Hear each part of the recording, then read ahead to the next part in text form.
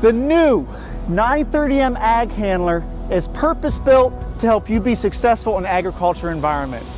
Now, to help with that, let's take a quick walk around this machine with a focus on service and safety.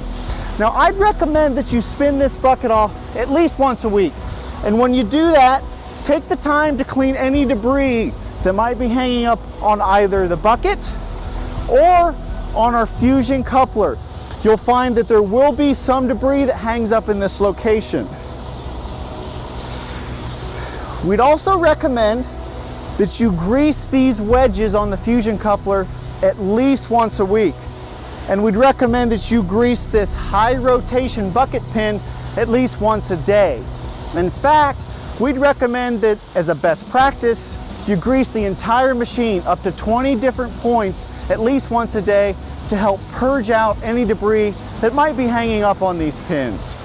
As you walk around the product, take the time to clean any debris that might be hanging up, specifically here in the lift cylinder area. So take the time to kneel down and clean out any debris that might be hanging up here. It's not going to cause any damage, but we don't want that wet material sitting here in this area. Now, as a friendly reminder, this is a crush zone area. So we would recommend that you put the steering articulation lock in before you do any additional service in this hitch area.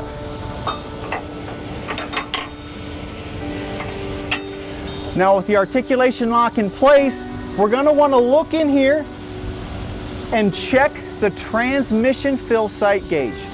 And we're looking to make sure that the oil is between the minimum and the upper line, which it is. Now, when equipped, we'd also recommend that you go ahead and pull the side powertrain guard off and make sure there's no buildup of debris around the steering cylinders. Now, you're gonna check your windshield washing fluid level right here. We wanna make sure that's topped off.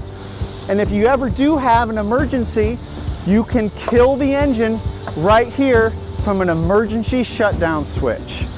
Now, with the linkage here at a ground and level position, it's a good position to check your hydraulic level. And you're going to look at that hydraulic oil level is between the minimum line and the upper line. And here in this example, it is. So as we come back to the first of 3 large service stores, working in agriculture environments, we would highly recommend that you look here into the hotter side of the engine where the turbo and the exhaust manifold are sitting, and make sure there's no buildup of debris in this area. We'd also like to highlight that this 930M Ag Handler is a 24-volt system machine. So you can, through the standard jump studs, either host a machine for a jump or take a jump right here from these studs safely.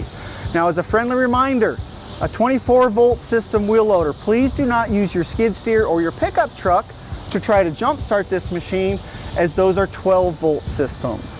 We would also recommend that at the end of a shift, you turn off the master electrical disconnect, and that's going to fully isolate the machine.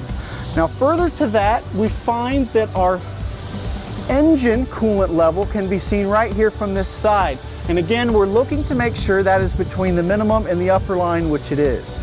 Now, if either the coolant level or the hydraulic level need to be topped off, we're going to have to take a trip up here to go ahead and fill those. Now, I find that it's easier to fill those by going ahead and closing this first service door. So let's take a trip upstairs. Friendly reminder, 3 points of contact all the way up. We've got to grab across the top so that we can either top off our hydraulic fluid level, or we can top off the fluid level here in the engine through this shunt tank. Recommend that you do this when the machine is cold so that there's no hot pressurized fluid in this tank.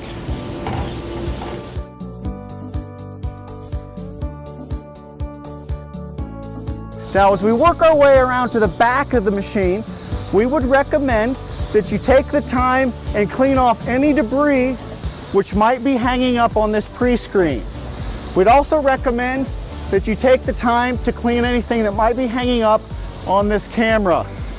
Open it up, make sure there's no debris building up here. Clean these coolers, and we're looking good. Now let's go ahead and work our way around to the daily service points for the remainders. Now let's open the last of the 3 large lockable service stores. Now, as a friendly reminder, we would encourage you to turn the machine off before you gain entry here, as there are rotating components under this enclosure.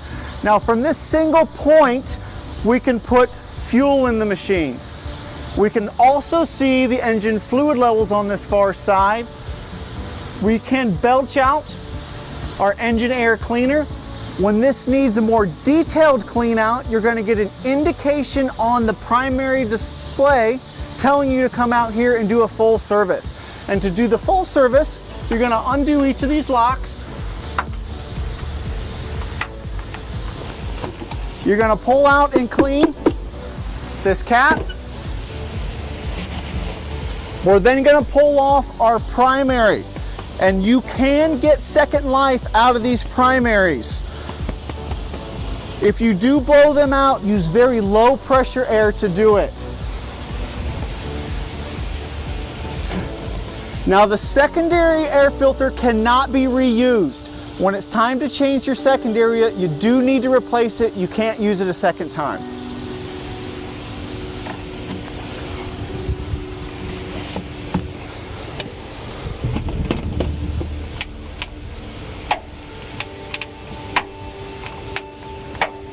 Now, from the same location, we can spin down this added service door, and we can check our water fuel separator.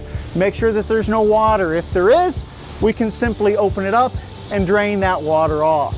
From this location, we can also check the oil. So we'd encourage you to pull the dipstick, wipe it, and then go ahead and stick it back in for a second time to check that we're between the high and the low marks, which we are. With all of those daily service items done and checked, we can go ahead and close this door, and let's go ahead and now make sure that our DEF, or diesel exhaust fluid, is topped off.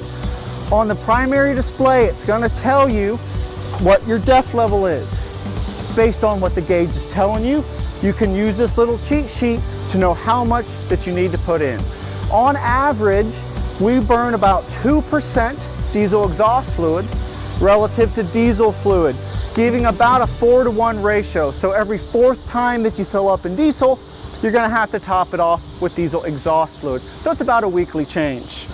Now, from this same area, we can also go up, when equipped, our windshield washing platform and check both the fresh air intake and wash our windows. So I find that it's easiest to break this mirror away. We can turn the quarter turns. We can open this up, pull out our fresh air intake for the cab, give that a little clean,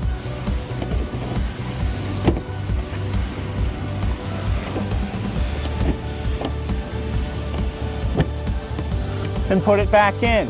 Now we're here, we can also go ahead and wash the front windshield. So if we lean the windshield wiper away, you can take a rag and some cleaner, and from this single spot, we can clean the entire front windshield.